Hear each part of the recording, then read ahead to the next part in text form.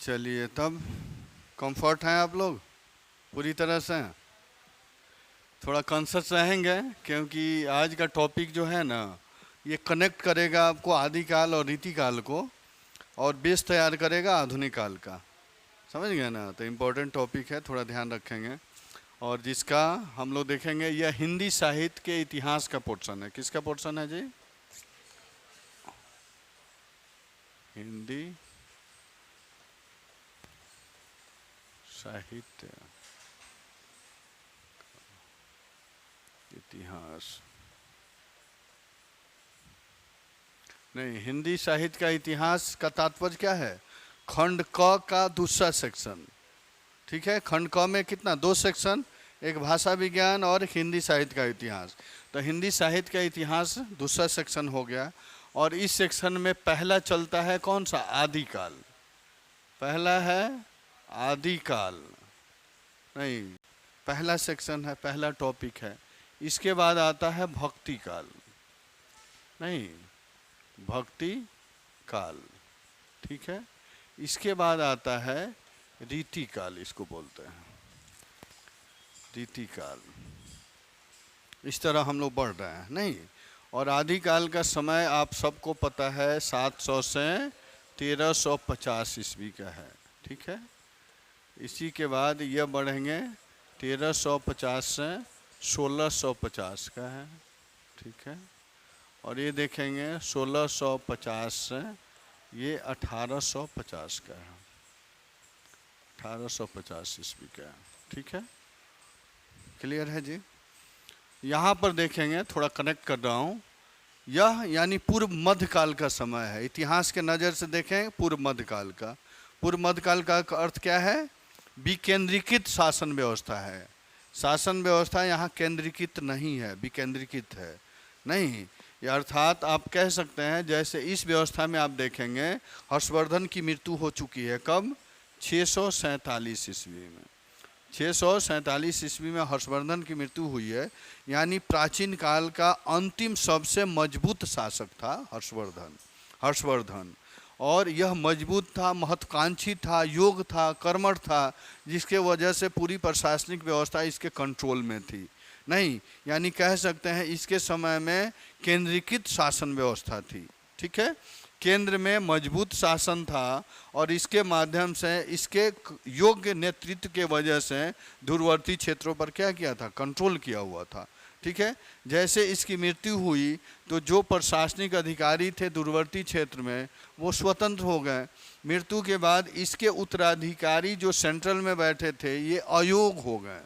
नहीं, अयोग्य हो गए। अयोग्यता के वजह से जो दूर वाला राजा था वो स्वतंत्र हो गया।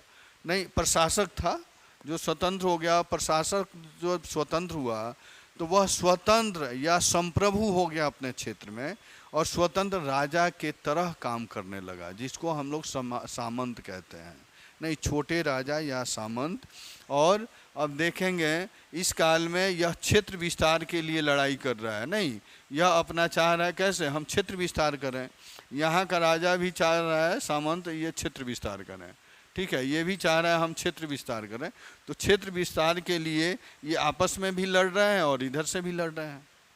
नहीं, और ये सब घटनाएं कब की हैं? यह लगभग 7वीं 8वीं शताब्दी की है। ठीक है, 8वीं शताब्दी 9वीं शताब्दी की है। और इसी समय देखेंगे इनके वजह से आंतरिक कलह उत्पन्न हो रहा है। नहीं, बहुत सोचे छोटे राजा आ जा रहे हैं, जमींदार आ रहे हैं, जिसके वजह से आम जनजीवन का शोषण हो रहा है। और यहाँ का व्यवस्था जो है ये कृषि प्रधान, कृषि आधारित अर्थव्यवस्था है।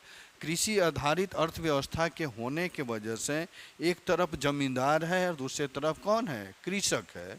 नहीं, तो जमींदार के द्वारा कृषकों का शोषण हो रहा है। नहीं, अन्य तरीकों से यानी राजस्व वसूली के वजह से तो शोषण हो रहा है। और जमींदार दिन प्रतिदिन क्या हो रहा है? धनिक होते जा रहा है और जो कृषक है ये जन प्रतिदिन गरीब होते जा रहा है। और दोनों में खाई बढ़ते जा रही है। खाई बढ़ने से दूरियां बढ़ रही हैं, सामाजिक विषमता बढ़ रहा है और सामाजिक विषमता के वजह से लैंगिक भेदभाव भी उत्पन्न हो रहा है। समझ गए ना। और उच्च वर्ग के लोगों के द्वारा निम्न वर्ग के महिलाओं का भी शोषण चरमोत्कर्ष पर हो रहा है। ठीक है, ये सामाजिक स्थिति हो गई। फिर हम देखेंगे इसी समय उत्तर पश्चिम से मुस्लिमों का आक्रमण हो रहा है। नहीं, मोहम्मद गजनवी का, मोहम्मद गोरी का आक्रमण हो रहा है। और इन आक्रमणकारियों का मकसद सिर्फ था धन लूटना, राजतंत्र स्थापित करना नहीं था, सिर्फ और सिर्फ धन लूटना था।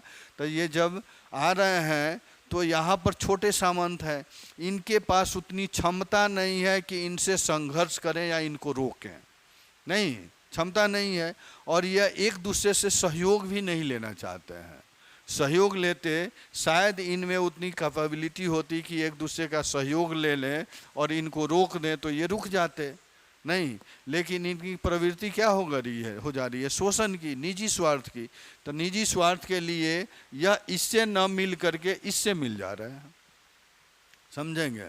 अपने भाई से न मिल करके अपने शत्रु से, दूसरे से मिल जा रहा है, और मिल करके अपने हित के लिए इसका साथ दे रहे हैं और इसको भी डिफीट कर रहे हैं, समझ गए ना। तो पहले अकेले जनता का शोषण करते थे, अब आक्रमणकारी से मिल करके जनता का शोषण कर रहे हैं। नहीं, कह रहे हैं ठीक है भाई, तुम आकर के लूटो, मैं तुमको हेल्प करूंगा, और लूटोगे उसमें से कुछ मुझे भी दे देना। तो यही हो रहा है। और ये इस स्थिति से शोषण की प्रवृत्ति और बढ़ जा रही है, नहीं। और देखेंगे जब भी कोई भी आक्रमणकारी आता है तो अपने साथ उसके कुछ सभ्यता संस्कृति के तत्व भी आ जाते हैं, नहीं, धार्मिक मूल्य भी आते हैं। तो यहाँ से ये मोहम्मडन है तो मुस्लिम संस्कृति आ रहा है, और इंडिया में क्या है, भारतीय संस्कृति है। तो दोनों के मिलने से इंडो इस्लामिक संस्कृति का विकास हो रहा है, एक अलग संस्कृति का विकास हो रहा है। जैसे आप देख सकते हैं मंदिर में, मस्जिद में दोनों संस्कृतियाँ मिलेंगी यहाँ पर, ठीक है। और इनके साथ साथ यह तो आर्थिक शोषण कर ही रहे हैं, आर्थिक शोषण के साथ साथ यहाँ के धार्मिक केंद्रों पर भी अटैक कर रहे हैं, नहीं, यहाँ के धार्मिक शिक्षण संस्थानों पर भी अटैक कर रहे हैं, शिक्षण संस्थानों को भी तबाह कर रहे हैं। जितने आक्रमणकारी थे धन लूटते थे, और जो भी यहाँ पुरातात्विक क्षेत्र थे या स्मारक थे उसको तोड़ते थे, नहीं, तो इससे नाश हो रहा है। और दूसरी बात देखेंगे धार्मिक क्षेत्र में पहले से जो बौद्ध धर्म और जैन धर्म चला आ रहा था, यहाँ तक 8वीं और 9वीं शताब्दी में बौद्ध धर्म के महायान की शाखा जो है वज्रयान या सहजयान और विकृत हो जा रही है। कुछ याद पड़ रहा है? याद पड़ रहा है जी आपको? नहीं। जैसे देखिएगा फर्स्ट एडी में बौद्ध धर्म का विभाजन हुआ, पहली शताब्दी, चौथी संगति कहाँ हुआ था? कुंडलबन, नहीं, कुंडलबन किसके काल में? कनिष्क के काल में, नहीं। और उसी में बौद्ध धर्म 2 शाखा में बट गया, किसमें? महायान और हीनयान में बटा ना जी, महायान और दूसरा था हीनयान, हीनयान में बट गया। ये फर्स्ट एडी की बात है। इसके बाद महायान परवर्ती काल में इसमें और विकृति आ गई, यानी आगे चलकर ये शाखा आपको 5वीं 6ठी शताब्दी में किस शाखा में बटा? किसमें? वज्रयान, यह वज्रयान, नहीं, वज्रयान। इसके बाद तंत्रयान, नहीं, इसके बाद सहजयान, ठीक है, सहजयान। ऐसे ये विकृत होते गया, विकृत हो करके यहाँ तक आया सहजयान, यानी इसमें और विकृति आ गई, और अपने सिद्धांत के माध्यम से जनता के लोग, पब्लिक को अपने तरफ प्रलोभित कर रहे हैं, और प्रलोभित करके ये भी शोषण कर रहे हैं, नहीं।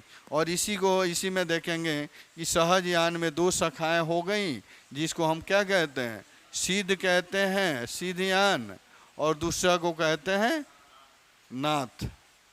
नाथ संप्रदाय और सिद्ध संप्रदाय कहते हैं ना जी। आइडिया है? याद पड़ रहा है? यानी सहजयानी ही सिद्ध कहलाए। सहजयानी जो गृहस्थ जीवन में रहते हुए संसारिक सुखों का उपभोग करते हुए ईश्वर की प्राप्ति की बात करते हैं, उनको सिद्ध कहें, ठीक है। यानी पंच मकार के सिद्धांत पे चलते हैं, उनको हम सिद्ध कहें। और जिन्होंने पंच मकार के सिद्धांत को त्याग दिया, गृहस्थ जीवन को त्याग दिया और संन्यास जीवन को धारण किया, सदा जीवन को धारण किया, उनको हम नाथ संप्रदाय कहें। नहीं, और इसी नाथ संप्रदाय के ये मुख्यमंत्री हैं यूपी वाले, योगीनाथ जो हैं इसी संप्रदाय के हैं। नहीं, और सबसे प्रमुख हो गए गोरखनाथ, गोरखनाथ, ठीक है। और सिद्धनाथ, सिद्ध जो है अपने बिहार में डेवलप हुआ और ये यूपी में डेवलप हुआ, ठीक है। तो इस तरह इन लोगों के माध्यम से भी पब्लिक का शोषण हो रहा है, ठीक है। इसी के तरह देखेंगे कि पहले हिंदू धर्म जो है ये पुराना धर्म है, और इस समय आप देखेंगे 7वीं 8वीं शताब्दी में हिंदू धर्म भी बहुत सारे संप्रदायों में बट गया। नहीं, हिंदू धर्म में वैष्णव आ गए, शैव आ गए, कपालिक आ गए, नहीं, ये सब संप्रदाय बट गया और सबका सिद्धांत अलग हो गया। तो संप्रदाय जब भी बटेगा, एक तो धर्म शोषण करता है, धर्म में भी अलग अलग विचार हो जाएगा, संप्रदाय होगा तो उससे भी जनता का शोषण होगा, कर्मकांड बढ़ेगा। तो ये सब स्थितियां बढ़ गई, इसके वजह से आदिकाल में पब्लिक का शोषण हो रहा है। नहीं, और उस शोषण की प्रवृत्ति से निकलने के लिए सिद्धयान और नाथयान के जितने साहित्यकार हैं इन्होंने सिद्धांत दिए और उनको उनसे बाहर निकालने की कोशिश की, ठीक है। तो कहने का अर्थ है यहाँ पर केंद्रीकृत सत्ता नहीं है, विकेंद्रीकृत सत्ता है। यानी छोटे छोटे राजा हैं, छोटे छोटे समूह में ये सभी मिल करके जनता का शोषण कर रहे हैं। वो धार्मिक हो, राजनीतिक हो, आर्थिक हो, सभी स्थिति से, सांस्कृतिक हो, सभी तरह से कौन पीसा जा रहा है? पब्लिक पीसा जा रहा है, ठीक है। चलिए, इसके बाद जब हम भक्ति काल में आते हैं, भक्ति काल यानी देखिएगा इसी के परवर्ती काल में, परवर्ती काल में सल्तनत काल की स्थापना हो रही है। नहीं, स्थापना हो रही है। तो जो आदि काल के स्टार्टिंग में जो केंद्रीकृत सत्ता विकेंद्रीकृत हो गई थी, सल्तनत काल के स्थापना होते ही फिर विकेंद्रीकृत सत्ता के जगह पर केंद्रीकृत सत्ता आ गई। नहीं, केंद्र में मजबूत सुल्तान बैठ गया। जब सुल्तान आया तो जो व्यवस्थाएं यहाँ छिन्न भिन्न थी वो सब क्या हो गई? अच्छी होने लगी, संगठित होने लगी। और उसके साथ साथ यहाँ पर सल्तनत काल में देखिएगा बहुत सारे निर्माण कार्य हो रहे हैं। नहीं, निर्माण कार्य हो रहा है यानी चौड़ी चौड़ी सड़कें बन रही हैं, बहुमंजिली इमारतें बन रही हैं, नहीं, बहुत सारे बाग बन रहे हैं। तो इन निर्माण कार्य के वजह से जो पब्लिक आदि काल में बेरोजगार हो गई थी उसको कुछ हद तक रोजगार मिल रही है। कहाँ? सल्तनत काल में। सल्तनत काल में रोजगार मिल रही है, आदि काल के परवर्ती काल में। तो जब रोजगार मिल रहा है तो उसके पास जो पब्लिक एम्प्लॉय नहीं था, अनएम्प्लॉय था, जब एम्प्लॉय हो गया तो उसके पास पैसा आया। नहीं, पैसा आया तो इसकी स्थिति पहले के अपेक्षा क्या हो गई? ठीक हो गई। नहीं, ठीक हो गई यानी अब उसके पास रोटी कपड़ा मकान आ गया। आया ना जी? जब रोटी कपड़ा मकान आ गया तब वह खोई हुई प्रतिष्ठा उसको याद आ रही है। समझे? खोई हुई प्रतिष्ठा का तात्पर्य है कि जब भी गांव में देखिएगा जो गरीब व्यक्ति होता है, जिस साल जो गरीब किसान होता है, अगर उस साल उसकी फसल अच्छी हो गई और वो उस फसल को बेच देगा तो उसकी लाइफ स्टाइल थोड़ी बढ़ेगी ना। और उस साल वो अपने बच्चे को गांव के स्कूल से निकाल के शहर के स्कूल में डालेगा ना, चाहेगा कि हमारा स्थिति ठीक हो। वही स्थिति यहाँ पे हो रही है। जब निर्माण कार्य हुए, पैसे आया तो वो रोटी कपड़ा मकान मिला, उसके बाद वो खोई हुई प्रतिष्ठा मान मर्यादा जो यहाँ पर ख़त्म हो गया था, वह मान मर्यादा पाने की भूख उसमें जगी। समझे? जब भूख जगी तभी हम लोग भक्ति काल को पढ़ते हैं। यानी जब भूख जगी मान मर्यादा प्रतिष्ठा पाने की, तब उसका झुकाव थोड़ा ईश्वर के तरफ होने लगा, भक्ति के तरफ होने लगा। समझ गया ना? जिसको हम लोग भक्ति काल में पढ़ते हैं। यहाँ सब चीज़ मिल रहा है इंसान को, तब वो ईश्वर की तरफ जा रहा है और ईश्वर में श्रद्धा और प्रेम है और भक्ति के माध्यम से वो अपनी स्थिति ठीक करना चाह रहा है। ठीक है? क्लियर है? यानी यहाँ आकर के यहाँ सल्तनत काल और मुगल काल स्टार्ट हुआ। कहने का अर्थ है यहाँ केंद्रीकृत सत्ता है अभी भी। ठीक है? यही स्थिति है कि यहाँ पर जनता जो है थोड़ी बहुत सुरक्षित महसूस कर रही है। नहीं, और शांति जीवन यापन कर रही है। इसके बाद आप देखेंगे रीति काल में, रीति काल का ये समय क्या है, अकबर का, शाहजहां का, जहांगीर का नहीं, जहांगीर का है, औरंगजेब का है। यानी यहाँ देखेंगे यहाँ केंद्रीकृत सत्ता जो है और अधिक मजबूत हो जा रही है। समझ गए ना, यहाँ केंद्र में मजबूत शासन स्थापित हो रहा है, और मजबूत शासन स्थापित होने के वजह से जो अभी भी क्षेत्रीय राजा हैं, ये नहीं है कि वहाँ के क्षेत्रीय राजा यहाँ ख़त्म हो जा रहे हैं, क्षेत्रीय राजा हैं यहाँ पे, लेकिन क्षेत्रीय राजा पर कंट्रोल किसका है, केंद्र के राजा का नहीं, केंद्र के बादशाह का और केंद्र के सुल्तान का कंट्रोल है, जिसके वजह से ये कुछ इधर उधर नहीं कर रहे हैं, जनता का शोषण नहीं कर रहे हैं। समझ गए ना, अभी भी केंद्र में केंद्रीकृत सत्ता है, छोटे राजा है, लेकिन कंट्रोल किसका है, केंद्र के राजा का है। तो केंद्र के राजा का कंट्रोल है और इसके निर्देशन में ये काम अच्छे कर रहे हैं, जिससे शांति व्यवस्था स्थापित है, पब्लिक सुरक्षित है, नहीं, पब्लिक को फ्रीडम मिला हुआ है, काम का, धर्म का, सब जगह फ्रीडम है।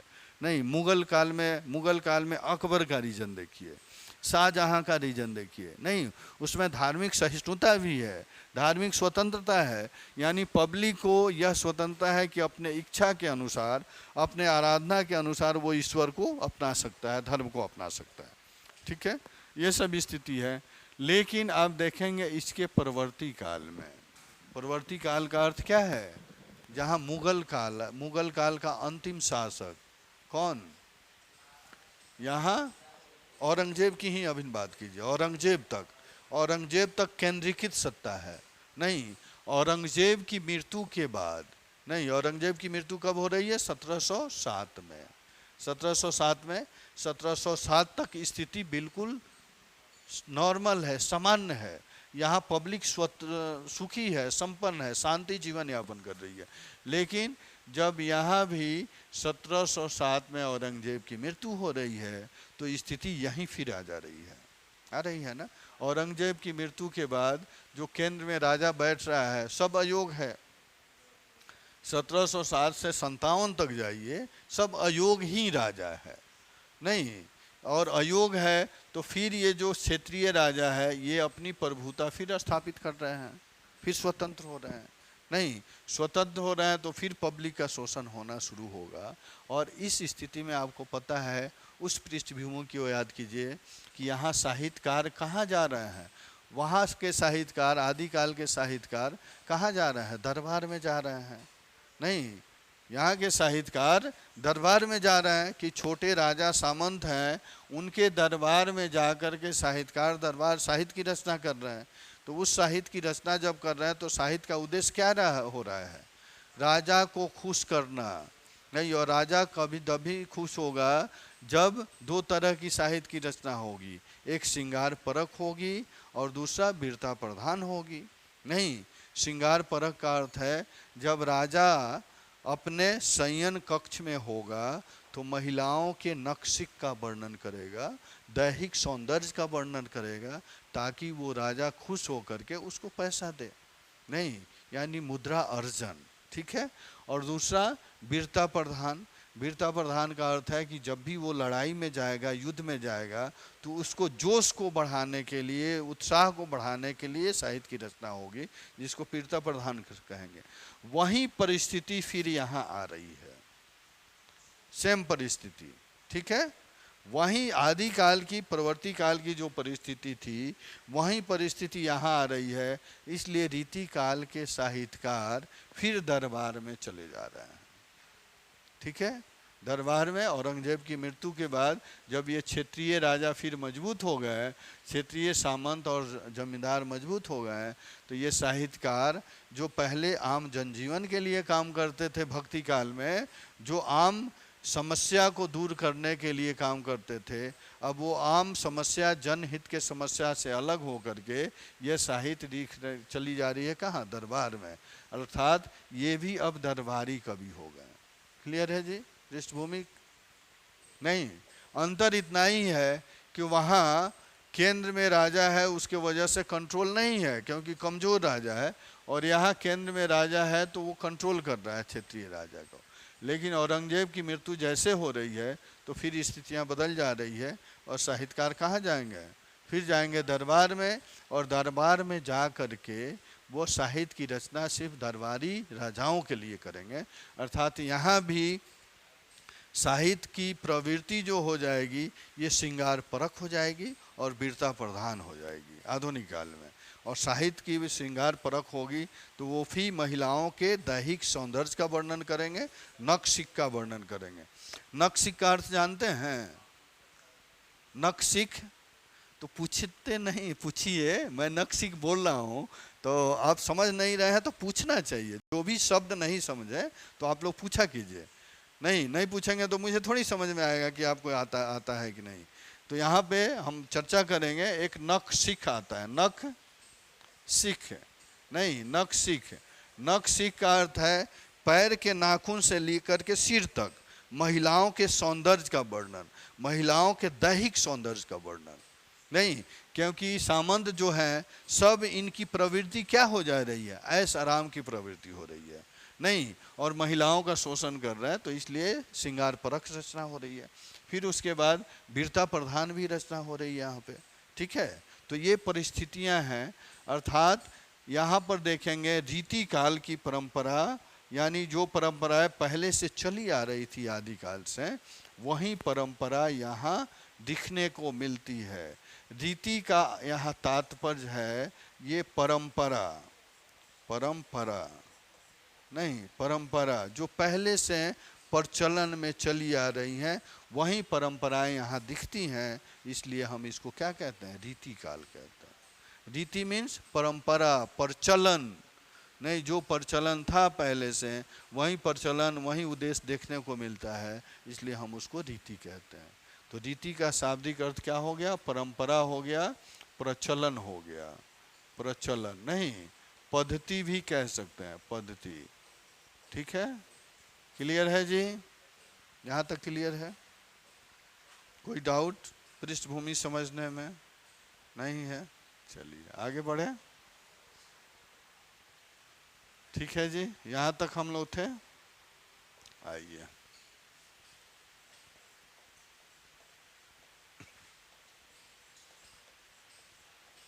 एक हेडिंग बनाइए, रीति काल की पृष्ठभूमि। रीति काल की पृष्ठभूमि। हाँ, आप कंटिन्यू कर रहे हैं ना, तो जहाँ पे है वहाँ पर आप लोग 5 दूनी 10 लगभग 7-8 पन्ना, 8 पन्ना छोड़ दीजिए। 8 पन्ना का अर्थ क्या है, 16 पेज नहीं, 8 पन्ना छोड़ दीजिए। 8 पन्ना छोड़ करके लिखिए, ठीक है। रीति काल की पृष्ठभूमि हम लोग देखेंगे, एक हेडिंग बनाएंगे, रीति काल की पृष्ठभूमि, ठीक है। क्लियर है जी? परिस्थिति जो देख रहे हैं, यानी रीति काल की पृष्ठभूमि का तात्पर्य है रीति काल के उदय की पृष्ठभूमि कह सकते हैं। रीति काल कैसे आया प्रचलन में, इसको हम लोग देखेंगे, ठीक है। तो इसमें लिख लीजिए, पहले इसमें लिख लीजिए साहित्य अपने, इसमें लिखिएगा रीति काल की पृष्ठभूमि, हो गया ना, हेडिंग बनाइए और तब इसमें लिखिए यहाँ से।